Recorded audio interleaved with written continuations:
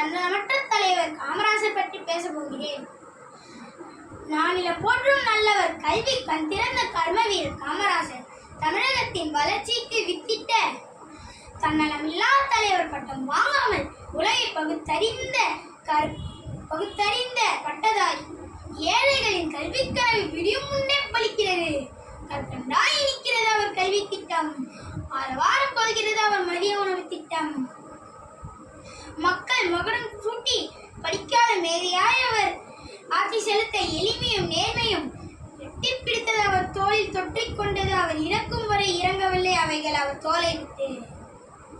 அவர் சிந்தனையில் உயிர் பெற்று பல கம்பீரமாய் காட்சி தருகிறது. பல தொழிற்சாலைகளும் பல அணைக்கட்டுகளும். விவசாயம் செழிக்க மின்சாரம் தந்தவர். பயிர்கள் விளைந்தால் உயிர்கள் வாழும் என்பதால் விவசாயம் செழிக்க பல திட்டங்கள் செய்தவர்.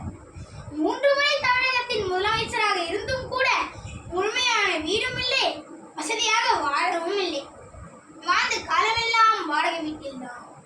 கருப்பு காந்தியாக கதறுடுத்தி வாழ்ந்து வந்தார். கல்வியின் நாயகனாக காலமெல்லாம் வாழ்கின்றார். ஆற்றிலே இமயமலை, அன்பிலே மேருமலை. எத்தனையோ ஆட்கள் உண்டு, ஆனால் இவரை போல யாருண்டு? தனக்கென வாழாததால் பெருந்தலைவர் என்னன்னார்.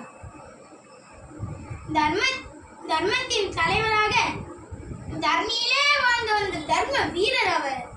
பிறர் நலம் வாழ தன் நலம் துறந்தவர்.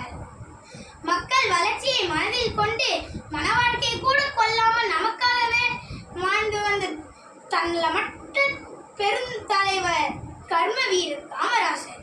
நன்றி, வணக்கம். இந்த வீடியோவுக்கு லைக் பண்ணுங்க, ஷேர் பண்ணுங்க, சப்ஸ்கிரைப் பண்ணுங்க. மறக்காம பெல்லைக்கான ஆல் நோட்டிஃபிகேஷன்ல போட்டுக்கோங்க. மீண்டும் பாரியன் அதிக நலப்பறைகளில் வீடியோ வந்துகிட்டே இருக்கும். தயவு செஞ்சு உங்களோட சப்ஸ்கிரைப் பண்ணி சப்போர்ட் பண்ணுங்க. தேங்க்யூ.